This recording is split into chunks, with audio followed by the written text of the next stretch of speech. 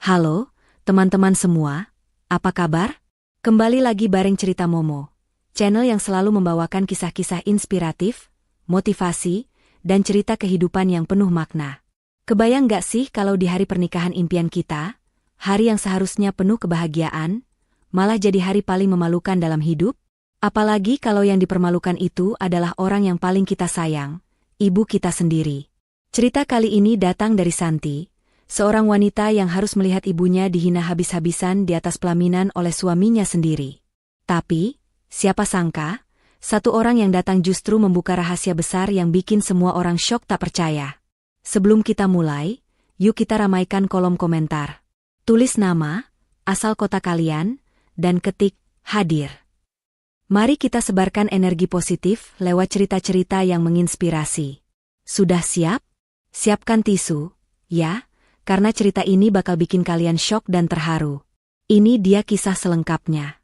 Santi duduk di depan meja rias, menatap bayangannya dengan tatapan kosong.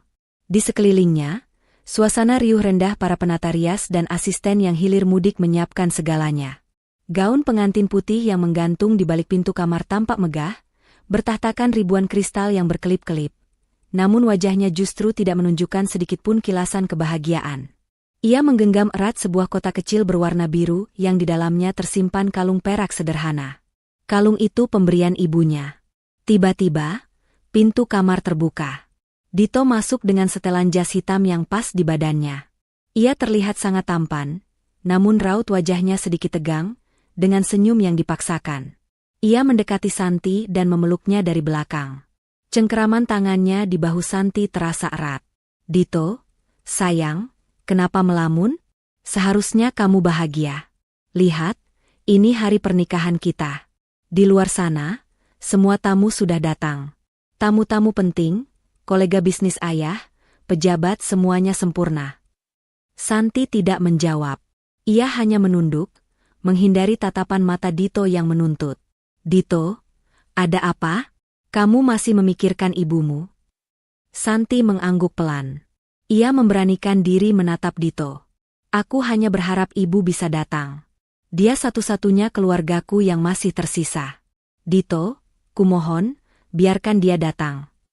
Dito melepaskan pelukannya, wajahnya berubah datar. Santi, sudah kubilangkan? Kita sudah sepakat.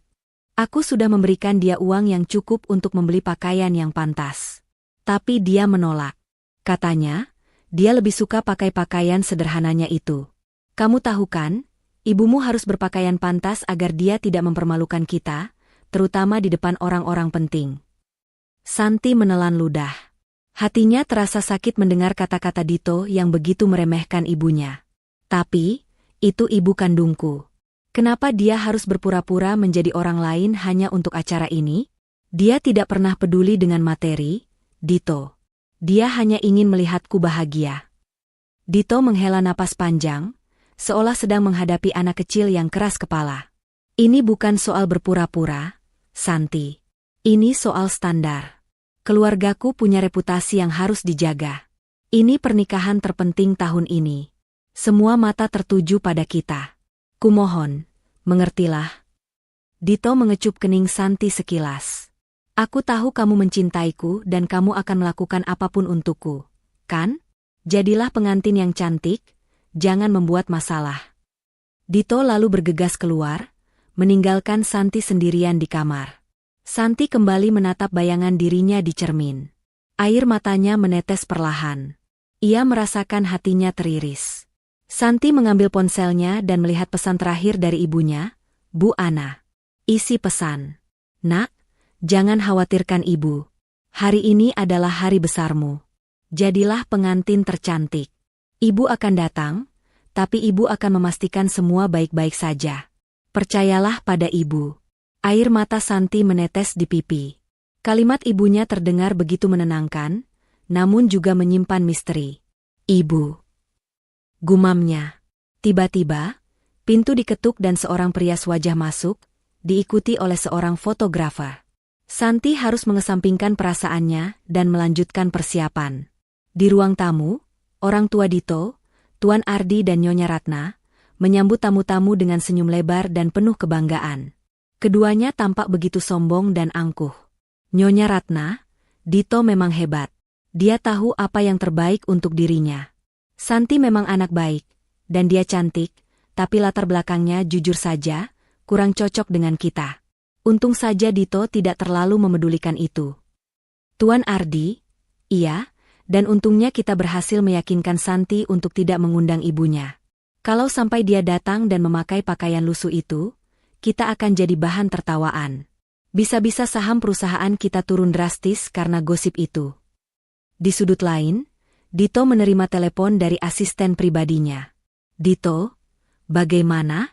Sudah kirim uangnya? Pastikan ibunya tidak datang.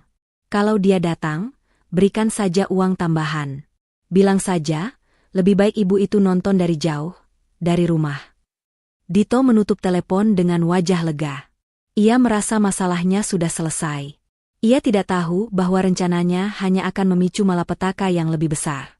Di tempat lain, Bu Ana sedang berjalan kaki menuju lokasi pernikahan. Ia membawa tas usang, namun senyumnya tidak pernah pudar.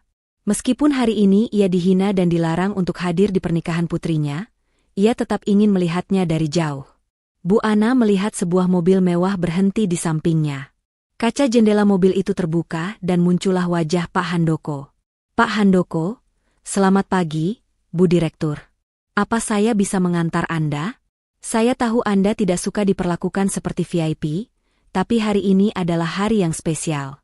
Saya tidak bisa membiarkan pimpinan tertinggi seperti Anda berjalan kaki. Bu Ana tersenyum. Terima kasih, Pak Handoko. Tentu saja. Saya tidak ingin terlambat. Bu Ana masuk ke dalam mobil, tanpa ada yang melihat. Pak Handoko mengantar Bu Ana dengan hormat, seolah-olah dia mengantar seorang ratu. Sepanjang perjalanan, Bu Ana menasihati Pak Handoko tentang strategi bisnis. Pak Handoko mendengarkan dengan seksama, mencatat setiap perkataan Bu Ana di buku catatannya. Sementara itu, di lokasi pernikahan, upacara sudah dimulai. Santi dan Dito berdiri di altar. Sumpah pernikahan diucapkan. Santi melihat ke sekeliling, berharap melihat sosok ibunya. Namun, ia hanya melihat wajah-wajah asing yang tampak asing. Upacara pernikahan berjalan. Di pelaminan, Dito tersenyum sombong sambil memegang tangan Santi. Sumpah pernikahan diucapkan, dan kini mereka bersiap menerima tamu-tamu undangan. Dito mencengkeram erat tangan Santi, seolah ingin memastikan Santi tetap di sisinya. Tiba-tiba, keramaian di pintu masuk menarik perhatian semua orang. Suara bisik-bisik mulai terdengar dari barisan depan hingga belakang. Langkahnya anggun, tatapannya tenang, namun penampilannya sangat kontras dengan kemewahan ruangan. Ia hanya mengenakan kebaya sederhana dan kain batik usang yang tampak sudah berumur. Rambutnya disanggul rapi. Di tangannya, ia membawa buket bunga kecil yang dipetik dari kebunnya sendiri. Senyum tulus terukir di wajahnya saat matanya menemukan sosok Santi di pelaminan. Wanita itu adalah Bu Ana. Dito, yang melihat ibunya dari kejauhan, seketika membeku. Senyum sombongnya luntur, tergantikan oleh ekspresi jijik dan amarah yang sulit disembunyikan. Ia mencengkeram tangan Santi semakin kuat, hingga Santi meringis. Dito, kenapa ibumu datang? Bukankah sudah kukatakan untuk tidak datang jika tidak bisa berpakaian pantas? Dia terlihat sangat memalukan. Santi merasa pipinya memanas. Ia menatap Dito dengan mata penuh permohonan. Dito, kumohon dia ibuku. Dito mengabaikannya. Jangan membuat keributan di sini.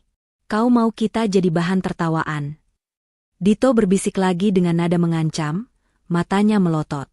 Lihat, tamu-tamu mulai berbisik. Kita harus melakukan sesuatu. Santi hanya bisa menunduk. Matanya berkaca-kaca. Air matanya sudah siap tumpah. Ia melihat Bu Ana melambaikan tangan dengan penuh kasih sayang, lalu mencari tempat duduk di barisan paling belakang. Bu Ana duduk di kursi yang paling ujung, mencoba untuk tidak menarik perhatian. Namun, di tengah tamu-tamu berjas mahal dan gaun pesta, kehadirannya begitu menonjol. Di pelaminan, Dito merasa panas dingin. Ia melihat orang tuanya, Tuan Ardi dan Nyonya Ratna, menatapnya dengan tatapan tajam, seolah-olah mengatakan, ini tanggung jawabmu. Nyonya Ratna menghampiri Dito dengan wajah memerah karena marah. Nyonya Ratna, Dito, kenapa ibunya ada di sini? Ini memalukan.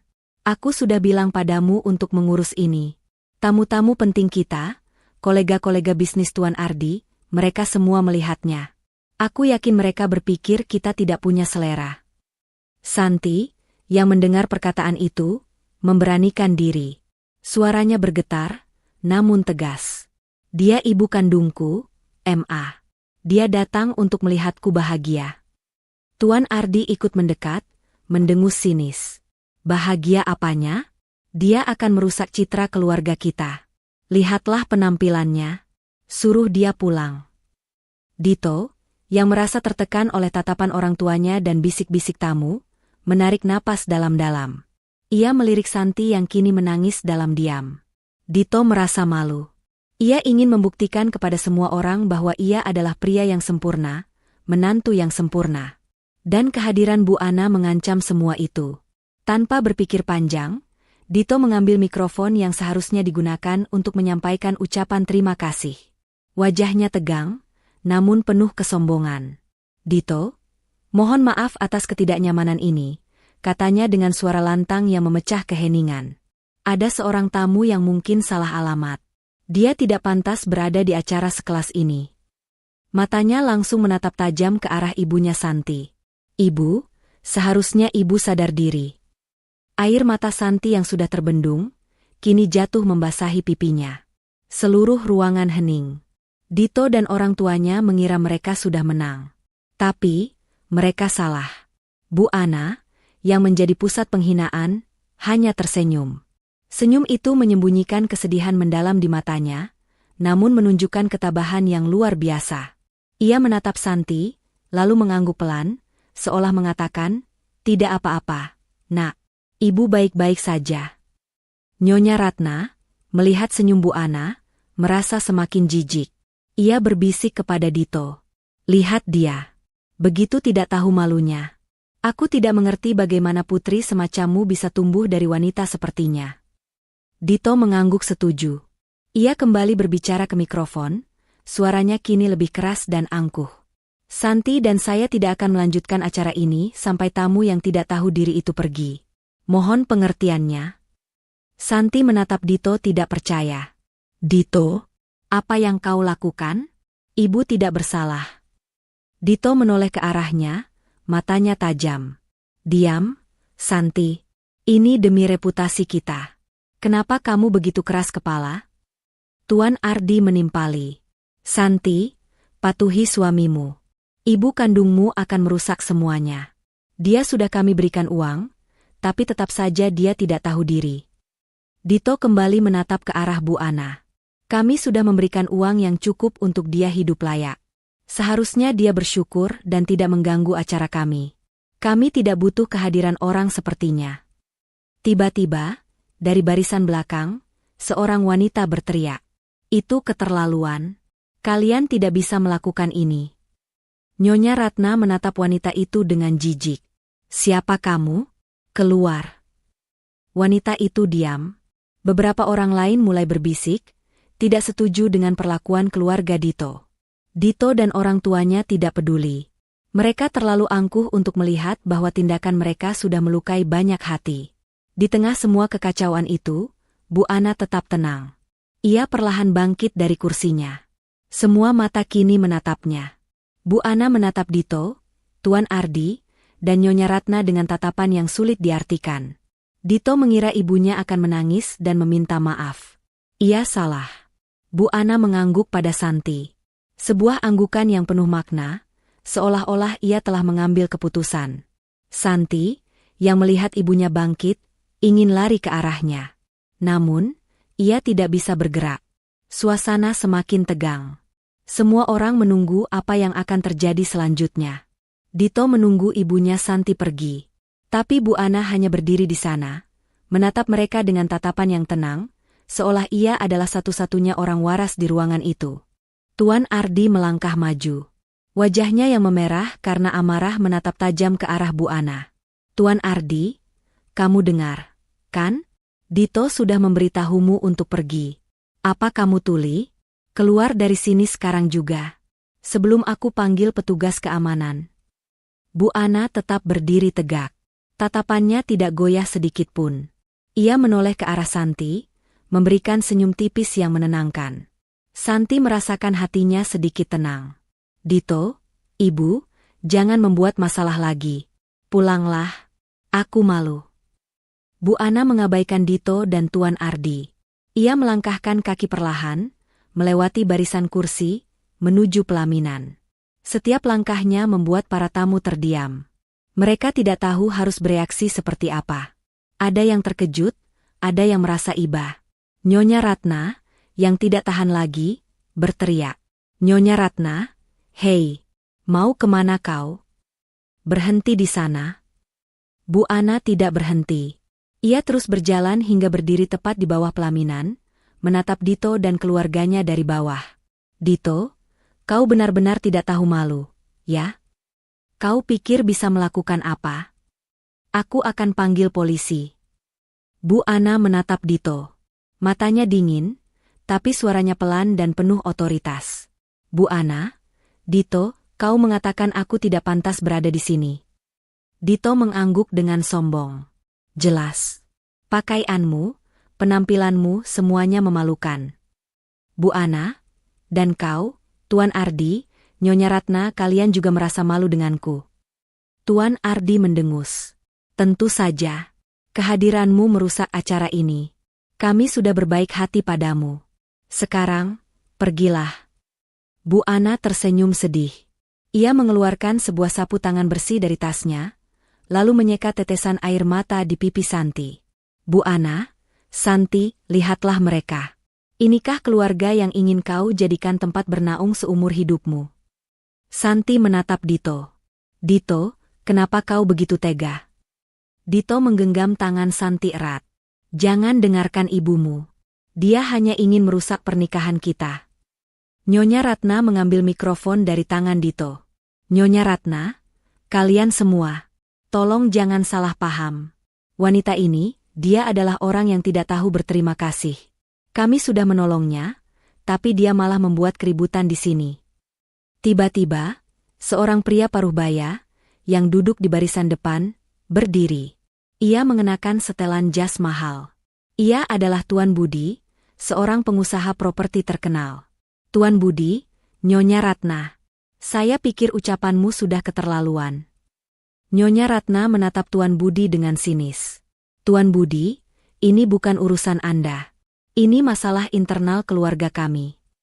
Tuan Budi, internal keluarga? Kalian menghina seorang wanita tua di depan umum. Ini bukan lagi masalah internal, tapi sudah menjadi masalah moral. Saya tahu siapa wanita itu. Dito, yang mendengar itu, tertawa sinis. Tuan Budi, Anda pasti salah orang. Wanita ini, dia hanya seorang pemulung yang kami berikan belas kasihan. Tuan Budi tidak menjawab Dito. Ia melangkah maju, menghampiri Bu Ana. Tuan Budi, Ibu Ana, saya minta maaf. Saya sangat menyesal karena Anda harus mengalami hal ini. Bu Ana tersenyum ramah pada Tuan Budi. Tidak apa-apa, Nak. Saya sudah terbiasa dengan hal seperti ini. Dito dan keluarganya membeku. Mereka tidak percaya dengan apa yang mereka dengar. Tuan Budi, salah satu orang paling berpengaruh di kota, membungkuk hormat pada Bu Ana. Dito menggelengkan kepalanya. Dito, apa-apaan ini? Tuan Budi, Anda pasti bercanda. Tuan Budi menoleh ke arah Dito. Tatapannya tajam dan menghina. Bercanda? Anda pikir ini lelucon? Anda tidak tahu siapa wanita yang Anda hina ini. Dia adalah orang yang saya hormati.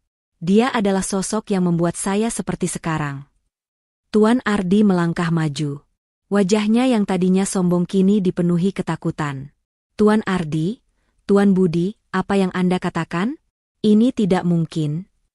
Tuan Budi, tidak mungkin? Tuan Ardi, saya akan berikan satu fakta. Saya bisa mendapatkan semua kekayaan ini karena Ibu Ana. Saya sudah berjanji pada diri saya untuk selalu berterima kasih padanya. Dan hari ini, saya melihat Anda dan keluarga Anda mempermalukan orang yang paling berharga bagi saya. Tuan Budi melirik Dito dan Nyonya Ratna. Kalian bilang dia tidak pantas berada di sini? Pakaiannya lusuh? Kalian tidak tahu. Setiap keringat yang dia keluarkan selama ini bisa membeli seluruh perusahaan Anda dan Dito. Wanita yang kalian hina ini adalah orang yang paling kaya di kota ini. Semua orang di ruangan itu terkejut. Tuan Ardi dan Nyonya Ratna kehilangan kata-kata. Dito, yang mendengar itu, merasa seperti disambar petir. Ia menatap Bu Ana. Ia melihat senyum yang sama yang ia hina, namun kali ini senyum itu terlihat seperti bom waktu yang siap meledak. Tuan Budi mengambil ponselnya dan menelepon seseorang. Tuan Budi, tolong, kirimkan tim keamanan. Ada keributan di acara pernikahan di gedung ini. Dan pastikan mereka tahu, saya yang memintanya. Tuan Budi menutup telepon. Ia tersenyum sinis pada Dito dan keluarganya. Kalian pikir kalian bisa menghina orang yang salah? Kalian tidak tahu, nasib kalian ada di tangan wanita itu. Nyonya Ratna menatap Dito. Dito, apa yang dia katakan? Ini tidak benar, kan? Dito tidak bisa menjawab. Keringat dingin mengucur dari keningnya. Ia melihat ke arah Bu Ana, yang tetap tenang. Bu Ana mengambil tangan Santi. Nak, jangan khawatir. Ibu tidak akan membiarkanmu menangis lagi. Dito, yang merasa terpojok, memohon pada Santi. Santi, kumohon, jangan dengarkan ibumu. Dia bohong. Dia ingin merusak kita. Santi menepis tangan Dito. Aku tidak tahu lagi mana yang benar. Dito, aku hanya tahu, kau sudah menghancurkan hatiku. Suasana semakin kacau. Para tamu mulai berbisik-bisik, tidak percaya dengan apa yang mereka dengar. Beberapa orang menatap sinis Dito dan keluarganya. Ada yang mulai bertepuk tangan pelan, mengagumi keberanian Bu Ana. Di tengah semua itu, pintu ruangan kembali terbuka. Masuklah beberapa orang yang mengenakan seragam keamanan. Di belakang mereka, berjalan dengan angkuh, adalah Pak Handoko. Dito dan keluarganya menatapnya dengan penuh ketakutan. Mereka tahu, Pak Handoko bukanlah orang sembarangan. Pak Handoko memasuki ruangan dengan tatapan dingin yang menyapu Dito dan keluarganya. Ia tidak menunjukkan senyum, tidak juga sapaan, hanya berjalan lurus.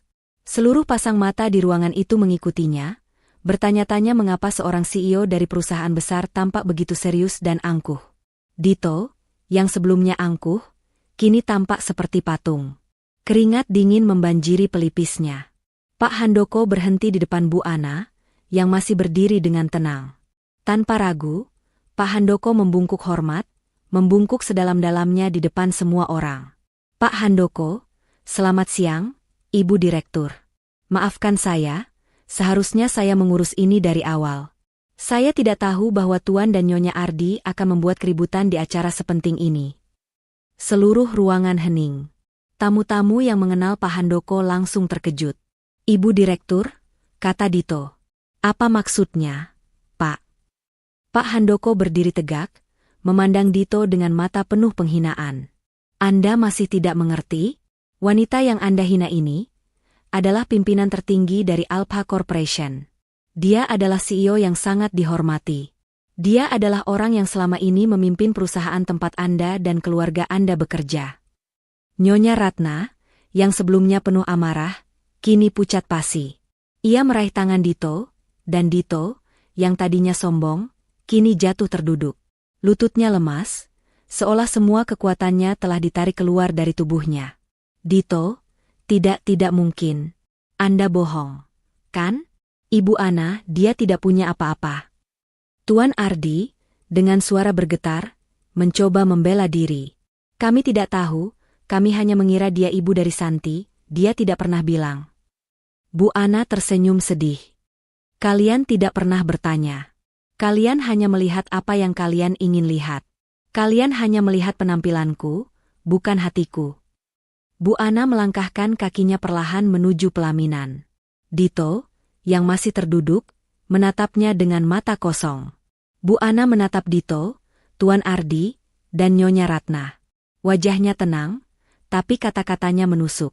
Bu Ana, kalian selalu bangga dengan kekayaan dan jabatan kalian. Tapi kalian tidak tahu, kalian hanya setitik debu di hadapan kekuasaan yang sejati. Kalian bilang aku tidak pantas berada di sini? Aku datang dengan tangan kosong, tapi dengan hati yang penuh cinta untuk putriku. Kalian datang dengan setelan jas mahal, tapi dengan hati yang penuh kesombongan. Nyonya Ratna, yang tidak tahan lagi, berteriak histeris. Dito, kamu harus melakukan sesuatu. Katakan kalau wanita ini bohong. Dito, yang tadinya terdiam, kini berlutut di depan Bu Ana. Ia merangkak di lantai marmer, mencoba meraih kaki Bu Ana. Dito, ampuni saya, Ibu. Saya mohon. Saya tidak tahu. Saya benar-benar tidak tahu. Bu Ana menarik kakinya, menghindar dari Dito. Kamu tahu, Dito, kekayaan sejati bukan dari seberapa banyak uang yang kita miliki, tapi dari seberapa besar rasa hormat kita pada orang lain. Kamu gagal. Kamu gagal sebagai manusia, dan kamu juga gagal sebagai pria. Santi, yang selama ini menyaksikan semuanya, menatap Dito. Hatinya yang tadinya hancur, kini merasa sedikit lega. Ia mengerti kenapa ibunya datang. Ibunya tidak datang untuk membalas dendam, tapi untuk membukakan mata Santi, untuk menunjukkan siapa Dito dan keluarganya sebenarnya. Santi turun dari pelaminan, berdiri di samping ibunya. Ia mengambil mikrofon. Keluarga Dito, kalian bilang ibu saya tidak pantas berada di sini karena pakaiannya. Tapi dia adalah orang yang paling berhak ada di sini, lebih dari siapapun, bahkan lebih dari kalian. Santi menatap Dito. Dito, kamu menghina ibuku di atas pelaminan. Kamu bahkan tidak menghargai keluargaku. Bagaimana aku bisa percaya kamu bisa menjadi suami yang baik? Dito, yang berlutut, menatap Santi dengan mata penuh permohonan. Santi, aku mencintaimu, kumohon, jangan dengarkan ibumu, kita bisa. Santi menepis tangan Dito. Tidak ada lagi, kita. Hubungan kita berakhir di sini.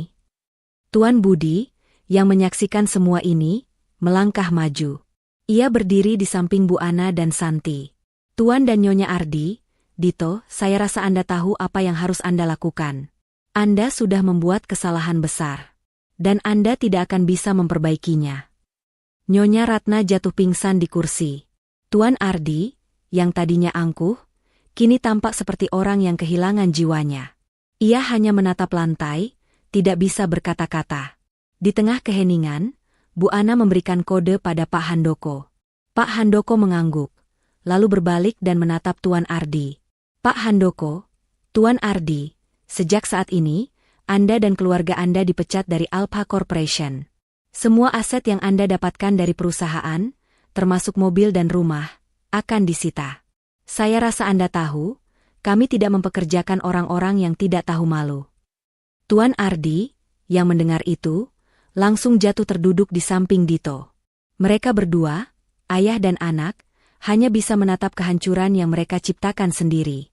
Santi, yang selama ini diam, mengeluarkan cincin pernikahannya. Ia menatap Dito, lalu melemparkannya ke lantai. Cinta tidak bisa dibangun di atas rasa malu dan ketidakjujuran. Orang yang menghina ibuku tidak pantas menjadi suamiku. Santi lalu menggandeng tangan ibunya dan berjalan keluar dari ruangan. Di belakang mereka, semua tamu berdiri, memberikan tepuk tangan diam-diam, merasa kagum dengan keberaniannya. Saat Santi dan Bu Ana melangkah keluar dari ballroom, keheningan yang mencekam menggantikan suasana riuh rendah yang seharusnya ada di sebuah pesta pernikahan. Tepuk tangan dari para tamu, yang kini berdiri, bukanlah tepuk tangan untuk pengantin, melainkan untuk keberanian seorang ibu dan putrinya. Tepuk tangan itu terasa seperti palu yang menghantam Dito, Tuan Ardi, dan Nyonya Ratna, menghancurkan sisa-sisa harga diri mereka. Dito, yang masih berlutut, menatap kosong ke arah pintu keluar. Dia tidak melihat kepergian Santi sebagai hilangnya cinta, melainkan sebagai lenyapnya sebuah investasi masa depan yang gemilang. Berita tentang kejadian itu menyebar secepat kilat. Video amatir yang merekam momen memalukan itu dibagikan di media sosial. Tagar seperti karma instan, pernikahan memalukan, dan ibu bos menjadi tren. Komentar-komentar pedas membanjiri akun media sosial keluarga Ardi. Dito, yang biasanya menerima pujian, kini dibanjiri makian dan penghinaan dari warganet. Sore itu, Dito menerima telepon dari nomor yang tidak dikenal. Suara di seberang sana terdengar dingin, tanpa emosi. Tuan Dito, ini dari tim hukum Alpha Corporation. Kami meminta Anda untuk mengosongkan rumah dan mengembalikan semua aset perusahaan sebelum jam 9 pagi besok. Semua kartu kredit dan akses ke rekening bank perusahaan Anda telah diblokir. Dito terkejut. Tunggu. Ada apa ini? Kenapa tiba-tiba? Anda sudah melanggar kode etik perusahaan. Kami tidak akan mempekerjakan orang yang tidak bisa menghargai pimpinan tertinggi kami. Suara itu lalu menutup teleponnya. Dito menatap ponselnya dengan tak percaya. Ia berlari ke ruang kerja Tuan Ardi. Tuan Ardi, yang sedang memegang kepalanya, menatap Dito dengan tatapan kosong. Ayah, kita dipecat, kata Dito, suaranya bergetar. Tuan Ardi tidak merespons. Ia hanya menunduk, menatap meja kerjanya yang kini terasa asing. Seluruh hidupnya, seluruh kekayaannya, semua status yang ia bangun, ternyata hanya sebuah ilusi. Semuanya adalah milik orang lain. Keesokan paginya, tim dari Alpha Corporation datang. Mereka mengenakan seragam rapi dan membawa daftar panjang aset yang harus mereka sita. Tuan Ardi dan Nyonya Ratna, yang masih berada dalam kondisi syok, hanya bisa melihat para pekerja dengan sigap mengeluarkan perabot mewah dari dalam rumah mereka. Sofa kulit Italia, lukisan antik, televisi layar lebar, mobil-mobil sport, semuanya dibawa pergi. Nyonya Ratna, yang baru saja pulih, berteriak histeris. Apa-apaan ini? Kalian tidak bisa mengambil semuanya. Ini milik kami. Kami akan panggil polisi. Salah satu anggota tim menatap Nyonya Ratna dengan dingin. Nyonya, semua yang Anda miliki adalah milik perusahaan.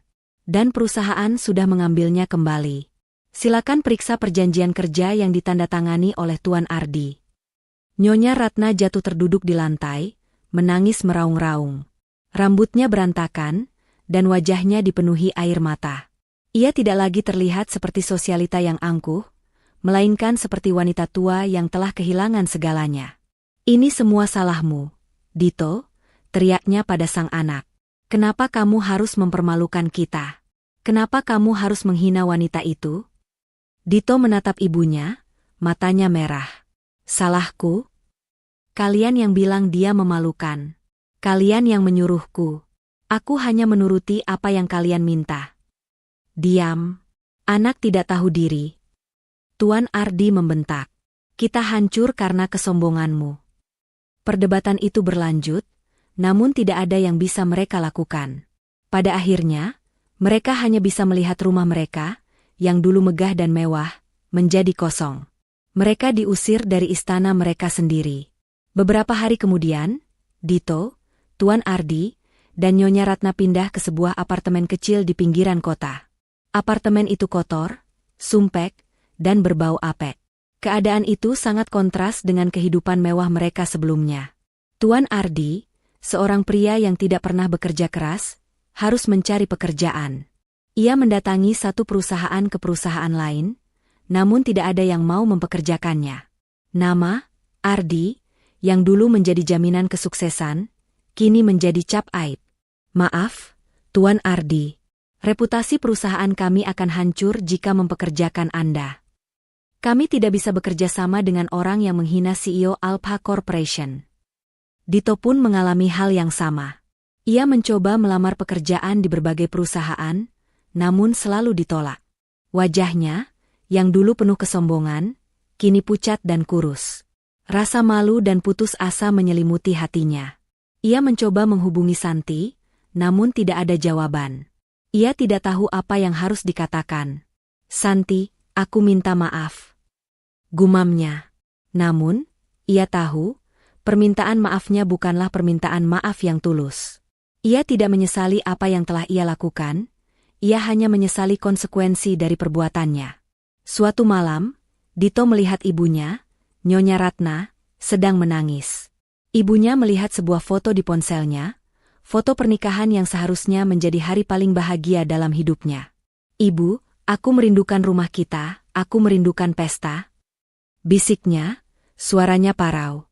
Tuan Ardi, yang duduk di sofa lusuh, menatap kosong ke dinding yang catnya sudah mengelupas. Dia akhirnya mengerti apa yang Bu Ana katakan di hari pernikahan. Mereka bukanlah apa-apa tanpa Alpha Corporation. Mereka hanya setitik debu yang diangkat oleh kekuasaan dan kekayaan orang lain, dan ketika kekuasaan itu ditarik, mereka pun kembali menjadi debu. Dito tidak tahan melihat keadaan orang tuanya, bangkit berdiri. Aku akan keluar. Kita tidak bisa begini terus. Ia keluar dan berjalan menyusuri jalanan kota yang ramai. Ia melihat mobil-mobil mewah melintas. Dulu, ia adalah salah satu dari mereka. Ia melihat gedung-gedung tinggi, salah satunya milik Alpha Corporation. Di sana, di salah satu ruangan yang megah, mungkin ada Bu Ana yang sedang duduk, bekerja, memimpin perusahaan yang telah ia hancurkan. Ia berhenti di sebuah sudut jalan, melihat seorang pria tua yang memungut sampah. Dulu, ia akan menghina pria itu. Kini, ia menyadari, hidup pria itu jauh lebih bermartabat dari hidupnya. Pria itu bekerja keras untuk hidup. Sementara ia, seumur hidupnya, hanya hidup dari keringat orang lain. Dito melihat bayangannya di genangan air hujan. Bayangan pria yang dulu angkuh kini tergantikan dengan pria yang penuh keputusasaan. Ia telah kehilangan segalanya. Bukan karena ia miskin, tapi karena ia terlalu kaya dengan kesombongan. Pelajaran itu datang terlambat, dan harganya terlalu mahal. Ia kini sendirian, berdiri di sudut jalan yang gelap, dengan pakaian kotor, dan sebuah penyesalan yang pahit di hatinya. Dito dan keluarganya harus memulai hidup dari nol. Apartemen kecil dan kumuh di pinggir kota menjadi saksi bisu kehancuran mereka. Dindingnya yang lembab dan catnya yang mengelupas seolah-olah mengejek status sosial mereka yang dulu. Aroma apek dan pengap menjadi teman sehari-hari, sangat kontras dengan wangi bunga lili yang selalu memenuhi rumah mereka yang dulu. Nyonya Ratna, yang biasa hidup serba mewah dan hanya duduk manis di salon, kini dipaksa mengerjakan pekerjaan rumah tangga yang tak pernah ia sentuh. Tangan halusnya, yang dulu hanya memegang tas bermerek dan gelas anggur, kini kasar dan pecah-pecah karena mencuci piring dengan sabun murahan. Ia sering menangis dalam diam, merindukan para pelayan yang dulu selalu siap sedia. Suatu sore, Nyonya Ratna melihat bayangannya di cermin usang. Wajahnya yang dulu terawat dengan riasan mahal kini terlihat kuyu dan lelah. Kerutan di sudut matanya terlihat jelas. Ia jatuh terduduk di lantai, menangis meraung-raung. Mengapa semua ini terjadi pada kita? Bisiknya, suaranya parau. Di sudut lain ruangan, Tuan Ardi, sang penguasa, yang dulu berwibawa, duduk di kursi reot, memegangi kepalanya yang pening. Kebanggaan dan kesombongan yang dulu terpancar dari wajahnya kini sirna, tergantikan oleh ketakutan dan keputusasaan. Ia mencoba melamar pekerjaan di berbagai perusahaan, namun tidak ada yang mau menerimanya. Sisi gelap dari dunia bisnis sangatlah kejam. Berita tentang penghinaan yang ia lakukan pada CEO Alpha Corporation menyebar berapi, menjadikan namanya sinonim dengan aib. Pintu-pintu yang dulu terbuka lebar kini tertutup rapat. Maaf, Tuan Ardi. Reputasi perusahaan kami akan hancur jika mempekerjakan Anda, kata seorang direktur sambil menatapnya dengan jijik. Kami tidak bisa bekerja sama dengan orang yang menghina seorang dermawan besar seperti Ibu Ana. Kami tidak bisa bekerja sama dengan orang-orang seperti Anda. Anda adalah sebuah pelajaran berharga bagi kami, bahwa kesombongan tidak akan pernah membawa kebaikan, kata direktur lain, sambil menyuruhnya pergi. Dito, yang paling merasakan pukulan telak, mencoba menghubungi Santi berkali-kali. Ponselnya terus berdering, namun tidak ada jawaban. Dito mulai merasa putus asa. Ia bukan hanya kehilangan Santi, tetapi juga seluruh masa depannya. Santi, kumohon aku minta maaf. Gumamnya suatu malam, menatap kosong ke layar ponsel. Namun, ia tidak benar-benar menyesali perbuatannya, ia hanya menyesali konsekuensi dari perbuatannya. Suatu malam, Dito melihat ibunya, Nyonya Ratna, menangis histeris. Ia menemukan sebuah majalah bisnis lama di tumpukan sampah, dengan foto Bu Ana di halaman depan.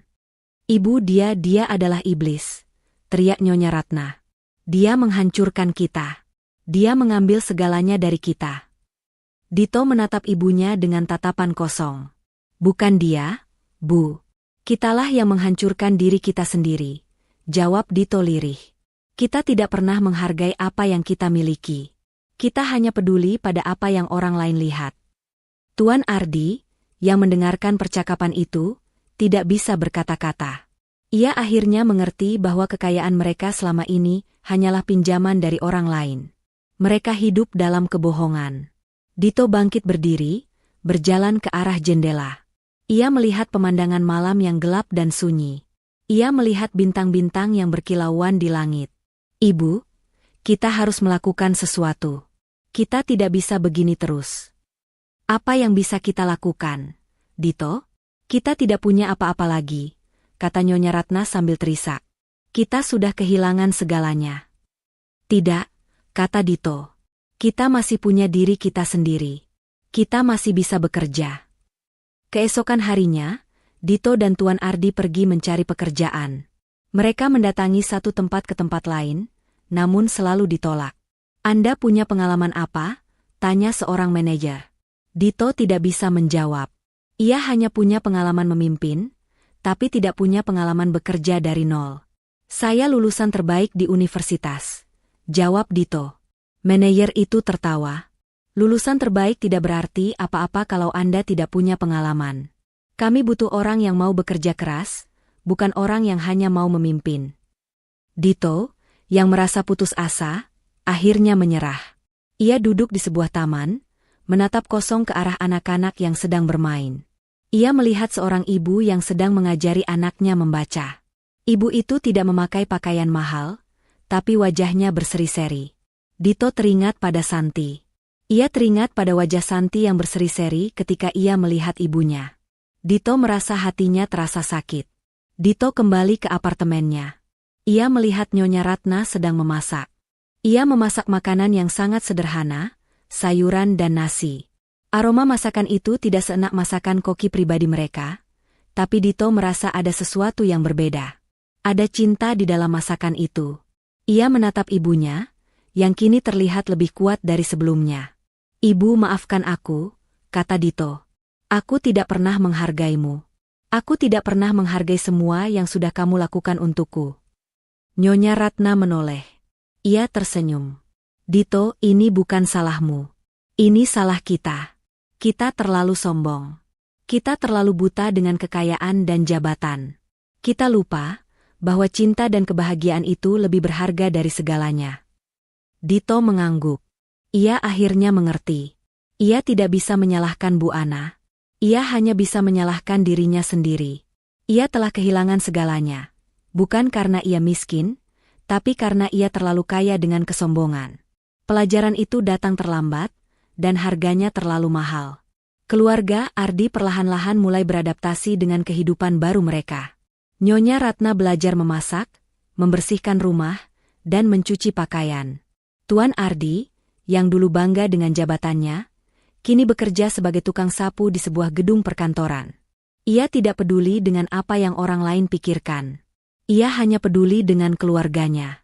Suatu hari, Tuan Ardi melihat seorang pria parubaya yang memakai pakaian mahal. Pria itu adalah salah satu teman lamanya. Temannya menatapnya dengan tatapan jijik. Ardi, apa yang kau lakukan di sini? Tanya temannya.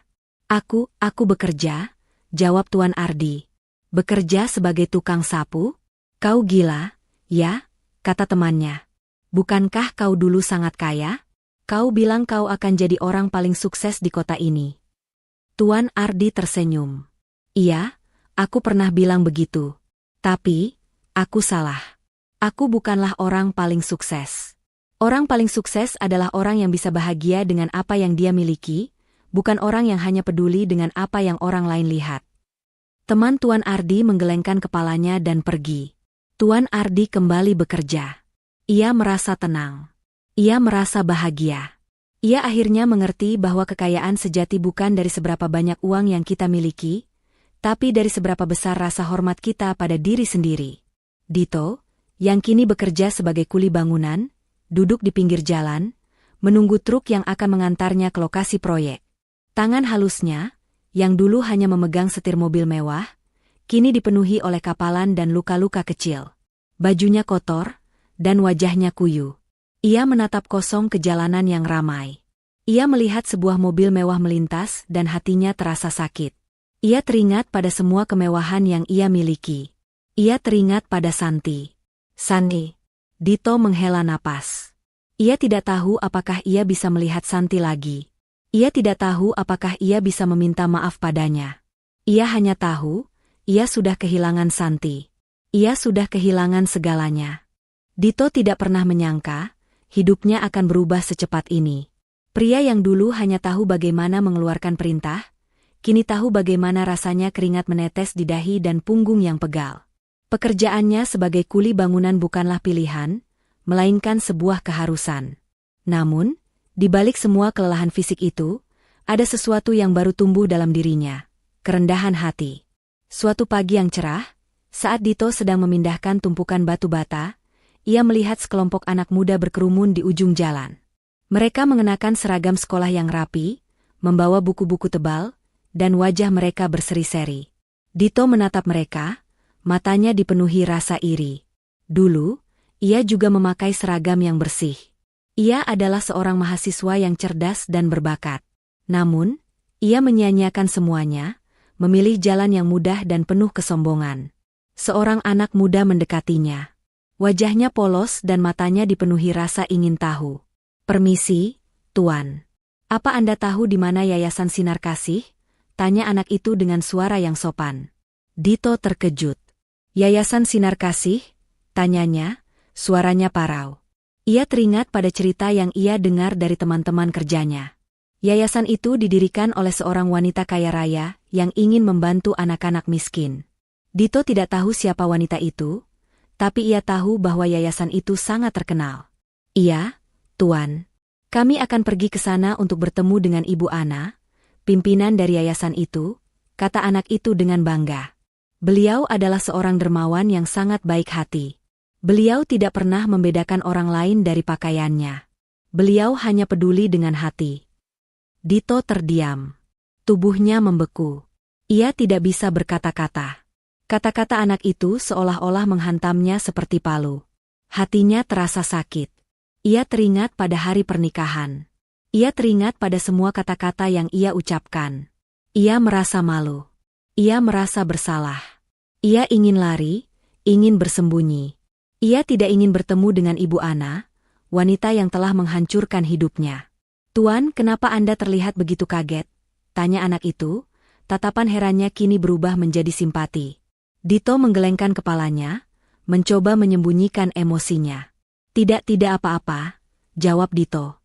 Aku hanya tidak menyangka, yayasan itu sudah sebesar ini." Anak itu tersenyum, senyum tulus yang membuat Dito merasa semakin kecil. "Iya, Tuan. Ibu Ana sangat dermawan. Beliau tidak hanya memberikan kami buku, tapi juga harapan. Beliau bilang, tidak ada yang bisa menghancurkan kami, kecuali diri kami sendiri." Dito menelan ludah. Hatinya terasa sakit. Ia teringat pada hari pernikahan. Ia teringat pada semua kata-kata yang ia ucapkan. Ia merasa malu. Ia ingin meminta maaf pada anak itu. Ia ingin mengatakan pada anak itu bahwa ia adalah orang yang sangat jahat. "Tuan, apa Anda ingin bekerja di yayasan kami?" tanya anak itu, tulus. "Kami butuh orang yang mau bekerja keras. Kami tidak peduli dengan latar belakang Anda. Kami hanya peduli dengan hati Anda." Dito menatap anak itu. Ia melihat mata anak itu yang penuh dengan harapan, bukan penghakiman. Dito merasa malu. Ia tidak pantas berada di sana. Ia tidak pantas bekerja di yayasan itu. "Maaf, aku tidak bisa," jawab Dito, suaranya bergetar. Anak itu tersenyum. "Tidak apa-apa, Tuan. Jika Anda berubah pikiran, silakan datang ke yayasan kami. Kami akan selalu menyambut Anda." Anak itu pergi. Dito tetap di sana, terpaku, menatap kosong ke arah anak itu. Ia merasa hatinya terasa hancur. Ia tidak bisa melupakan kata-kata anak itu. "Kami tidak peduli dengan latar belakang Anda. Kami hanya peduli dengan hati Anda." Kata-kata itu berulang-ulang di benaknya, seolah-olah menjadi pengingat atas semua kesalahan yang telah ia lakukan. Sejak hari itu, Dito tidak lagi bekerja untuk uang. Ia bekerja untuk dirinya sendiri. Ia bekerja untuk menebus kesalahannya. Ia ingin membuktikan pada dirinya sendiri bahwa ia bisa menjadi orang yang lebih baik. Ia ingin membuktikan pada dirinya sendiri bahwa ia tidak seburuk yang ia pikirkan. Waktu terus berjalan, dan Dito menjalani hari-harinya di bengkel kecil milik Pak Jono. Bengkel ini bukan tempat yang mewah, namun disinilah Dito menemukan makna kerja keras yang sesungguhnya. Tangannya yang dulu mulus kini dipenuhi kapalan dan goresan oli, namun ia tidak lagi merasa malu. Ia justru bangga. Setiap keringat yang menetes adalah pengingat bahwa ia sedang membangun kembali hidupnya, sepotong demi sepotong. Suatu sore yang cerah, saat Dito sedang membersihkan perkakas, sebuah mobil mewah berwarna hitam mengkilap berhenti di depan bengkel. Dito mengangkat kepalanya, merasa sedikit cemas. Ia takut bertemu dengan seseorang dari masa lalunya yang akan menghakiminya. Namun, kecemasannya sirna saat melihat seorang wanita turun dari mobil itu. Rambutnya tergerai indah, wajahnya memancarkan ketenangan, dan senyum itu tak pernah Dito lupakan. Itu adalah Santi. Santi tidak lagi mengenakan gaun pengantin yang megah atau pakaian serba mewah. Ia memakai kemeja putih sederhana dan celana panjang yang pas di tubuhnya. Kesederhanaan itu justru membuatnya tampak semakin memesona. Santi berjalan anggun mendekati Dito, dan Dito hanya bisa berdiri terpaku di tempatnya. Ia ingin lari, bersembunyi di balik tumpukan ban bekas, namun kakinya terasa berat. Ia merasa sangat malu, berdiri di hadapan Santi dengan seragam bengkel yang kotor dan penuh oli. "Dito, apa yang kau lakukan di sini?" tanya Santi, suaranya lembut, tanpa sedikit pun nada menghakimi. Dito menundukkan kepalanya, tidak sanggup menatap mata Santi. "Santi, aku," kata Dito, suaranya tercekat di tenggorokan. Aku bekerja." "Aku sudah mendengar semuanya," kata Santi, dengan senyum yang menenangkan. "Aku mendengar bahwa kau dan keluargamu sudah tidak punya apa-apa lagi. Aku mendengar bahwa kalian harus memulai hidup dari nol. Aku tahu, kau pasti membenciku," kata Dito lirih, air mata mulai menggenang di pelupuk matanya. "Dito, aku tidak marah lagi," kata Santi.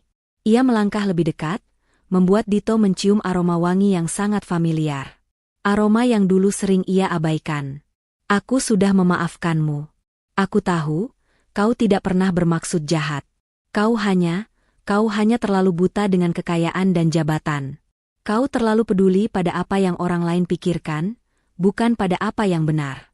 Aku datang bukan untuk menghakimimu, tapi untuk melihatmu." Dito mengangkat kepalanya, menatap mata Santi. Matanya dipenuhi dengan cinta dan kasih sayang, bukan amarah. Dito tidak bisa menahan tangisnya. Ia menangis sejadi-jadinya, untuk semua penyesalan, untuk semua kesalahan, dan untuk semua yang telah ia sia-siakan. "Santi, aku minta maaf," kata Dito, suaranya bergetar. "Aku benar-benar menyesal. Aku menyesali semua yang sudah kulakukan. Aku menyesali semua kata-kata yang kuucapkan." Santi tersenyum. Ia mengambil sapu tangan dari tasnya dan menyeka air mata Dito. "Tidak apa-apa, Dito. Semua orang pernah melakukan kesalahan. Yang terpenting, kau belajar dari kesalahanmu. Kau sudah menjadi orang yang lebih baik." Dito mengangguk. Ia akhirnya mengerti. Ia tidak bisa mendapatkan kembali semua yang ia miliki. Ia tidak bisa mendapatkan kembali kekayaan, jabatan, dan status sosialnya. Tapi, ia bisa mendapatkan kembali Santi. Ia bisa mendapatkan kembali cinta, kebahagiaan, dan masa depannya. "Santi, bisakah kita mulai lagi?" tanya Dito, penuh harapan. "Bisakah kau memberiku kesempatan kedua?" Santi tersenyum. "Tentu saja, Dito. Tentu saja. Aku ingin kita membangun kembali semuanya, bersama-sama." Mereka berdua berpelukan. Dito merasa hatinya terasa hangat, seolah-olah semua kepingan yang hilang akhirnya kembali ke tempatnya. Ia merasa bahagia. Ia akhirnya menemukan kebahagiaan yang sejati. Mereka berjalan beriringan, meninggalkan bengkel itu. Mereka tidak lagi memiliki apa-apa, tapi mereka memiliki satu sama lain. Kisah Dito dan Santi adalah pengingat bahwa kekayaan sejati tidak diukur dari harta benda, melainkan dari kedalaman hati. Pesan moral pun muncul, berbunyi, jangan pernah meremehkan orang lain, karena kita tidak pernah tahu siapa mereka sebenarnya. Harta dan kekuasaan tidak akan membawa kebahagiaan sejati. Kebahagiaan sejati adalah ketika kita bisa menghargai orang lain dan memberikan cinta kepada mereka. 2 bulan berlalu sejak Dito dan Santi memutuskan untuk membangun kembali hidup mereka. Apartemen kecil mereka terasa seperti istana, bukan karena kemewahan, tetapi karena cinta dan tawa yang kini mengisinya. Dito terus bekerja di bengkel, sementara Santi menemukan pekerjaan di sebuah toko kue sederhana. Setiap sore, mereka akan pulang, memasak bersama, dan berbagi cerita tentang hari mereka. Kebahagiaan mereka begitu murni, tidak terkotori oleh pandangan orang lain atau label sosial. Dito, kata Santi suatu malam, saat mereka sedang makan malam. Aku ingin kita menemui orang tuamu. Dito menghentikan suapan nasi. Apakah kamu yakin? Mereka adalah orang tuamu, potong Santi lembut. Mereka juga sedang menderita. Aku tahu mereka tidak pernah memperlakukanku dengan baik, tapi mereka adalah keluargamu. Mereka juga perlu belajar untuk menemukan kebahagiaan sejati, seperti kita. Hati Dito menghangat. Santi memang berbeda. Ia tidak hanya memaafkan Dito, tetapi juga memaafkan orang tuanya. Keesokan harinya, Dito dan Santi pergi ke apartemen orang tua Dito. Ketika mereka tiba, pemandangan itu membuat hati Santi teriris. Nyonya Ratna sedang mencuci pakaian dengan tangannya kasar dan merah. Wajahnya yang dulu selalu terpoles makeup kini terlihat kuyu dan pucat. Tuan Ardi duduk di kursi, menatap kosong ke televisi yang mati. Kebanggaan yang dulu ia miliki kini benar-benar sirna. Dito, Santi. Nyonya Ratna terkejut. Ia segera menyeka air matanya. Bu, Ayah, Dito memeluk mereka satu persatu. Aku minta maaf. Aku minta maaf atas semua yang telah kulakukan. Santi memeluk Nyonya Ratna, yang menangis terseduh-seduh. Maafkan ibu, nak. Maafkan semua kata-kata ibu. Ibu adalah orang yang sangat jahat, kata Nyonya Ratna, memeluk Santi erat. Tuan Ardi menundukkan kepalanya, tidak berani menatap Santi. Kami minta maaf, nak. Kami telah melakukan kesalahan besar. Kami buta karena kesombongan. Setelah obrolan yang panjang, Dito dan Santi mengundang mereka untuk makan malam bersama. Mereka memasak makanan sederhana di apartemen Dito, tapi malam itu adalah makan malam terhangat yang pernah mereka rasakan. Dito dan Santi bercerita tentang hidup baru mereka. Mereka menceritakan tentang pelajaran yang mereka dapatkan, tentang bagaimana mereka menemukan kebahagiaan sejati dalam kesederhanaan. Ibu dan ayah, kami tidak ingin kalian terus menderita. Kami ingin kalian kembali, kata Dito. Tidak, nak, kata Tuan Ardi. Kami harus menanggung akibat dari perbuatan kami. Kami harus belajar untuk hidup seperti ini. Ini adalah pelajaran yang harus kami terima. Dito mengerti. Ia tidak bisa memaksakan mereka. Ia hanya bisa memberikan dukungan. Setelah itu, Dito mengambil keputusan besar. Ia ingin meminta maaf kepada Ibu Ana. Ia merasa bahwa permintaan maaf kepada Ibu Ana adalah satu-satunya cara untuk benar-benar menutup babak kelam dalam hidupnya. Santi, aku harus menemuinya. Aku harus meminta maaf padanya, kata Dito kepada Santi. Santi mengangguk. Aku akan menemanimu. Keesokan harinya, mereka pergi ke Yayasan Sinar Kasih. Bangunan itu tidak mewah, tapi penuh dengan aura ketenangan. Mereka melihat anak-anak kecil bermain di taman, wajah mereka berseri-seri. Dito teringat pada anak laki-laki yang ia temui beberapa bulan yang lalu. Ia merasa semakin malu. Mereka disambut oleh seorang asisten. Ibu direktur sedang ada di dalam. Mari, saya antar. Dito dan Santi masuk ke dalam sebuah ruangan sederhana. Di sana, mereka melihat seorang wanita sedang duduk di kursi, wajahnya memancarkan kehangatan. Ia adalah Bu Ana, wanita yang mereka hina. Dito menundukkan kepalanya, tidak berani menatapnya. Ibu, aku datang untuk meminta maaf, kata Dito, suaranya bergetar. Aku minta maaf atas semua yang telah kulakukan. Aku minta maaf karena telah menghina ibu. Aku minta maaf karena telah meremehkan ibu. Aku benar-benar menyesal. Bu Ana tersenyum. Nak, aku sudah memaafkanmu. Santi, yang sejak tadi terdiam, maju selangkah. Ibu Ana, Terima kasih sudah mengajarkan Dito pelajaran yang berharga. Kami tidak akan pernah melupakannya. Bu Ana menatap Santi, matanya dipenuhi dengan air mata. Nak, aku tidak hanya melakukan ini untuk Dito. Aku melakukannya untukmu. Santi terkejut. Untukku? Maksud ibu? Bu Ana tersenyum. Senyumnya begitu lembut, namun ada kesedihan di matanya. Nak, aku adalah ibu kandungmu. Dito dan Santi terdiam. Mereka tidak bisa berkata-kata. Ibu Ana, adalah ibu kandungmu? Dito menatap Santi, lalu menatap Bu Ana. Wajah mereka sangat mirip. Dito teringat pada hari pernikahan, pada tatapan mata Santi yang dipenuhi dengan kerinduan. Dito teringat pada majalah bisnis, pada foto Ibu Ana yang ia lihat di tumpukan sampah. Dito merasa otaknya berputar. Ia tidak bisa berpikir jernih. Bu Ana, yang melihat kebingungan mereka, menjelaskan semuanya. Aku tidak ingin menjadi beban bagimu, Nak. Aku tidak ingin orang lain menghinamu karena aku. Itulah mengapa aku menyuruhmu untuk tidak mengundangku. Aku adalah pemilik dari perusahaan yang dihina oleh Dito. Santi tidak bisa menahan tangisnya. Ia memeluk ibunya erat-erat. Ibu, mengapa ibu tidak pernah memberitahuku? Aku ingin kamu bahagia, Nak. Aku tidak ingin kamu menderita sepertiku, kata Bu Ana.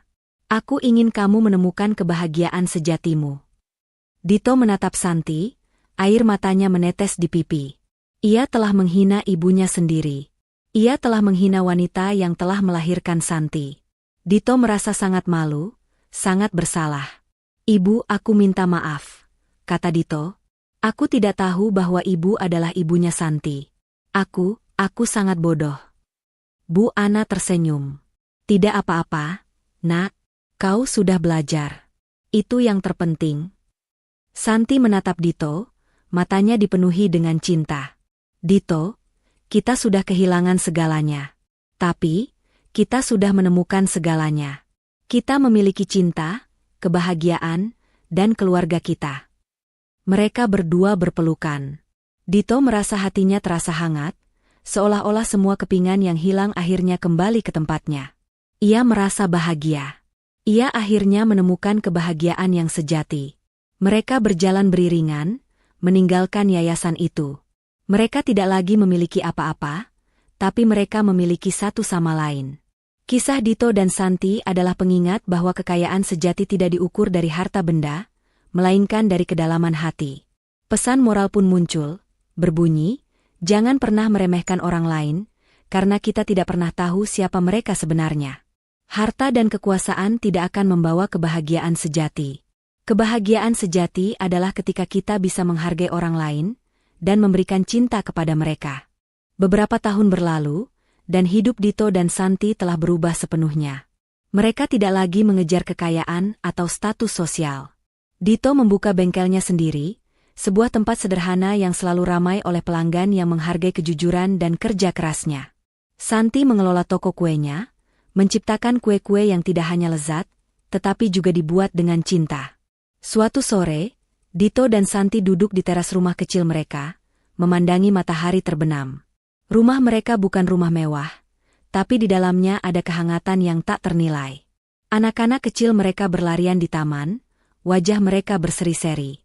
Dito dan Santi tersenyum, melihat betapa bahagianya anak-anak mereka. Dito, kata Santi, memegang tangannya. Aku sangat bahagia. Dito mengangguk. Aku juga, Santi.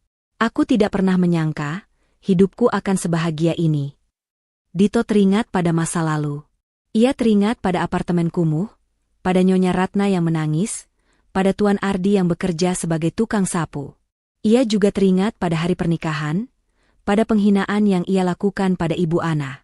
Ia tidak menyesal. Semua itu adalah pelajaran yang berharga. Tanpa semua itu, ia tidak akan pernah menemukan kebahagiaan yang sejati.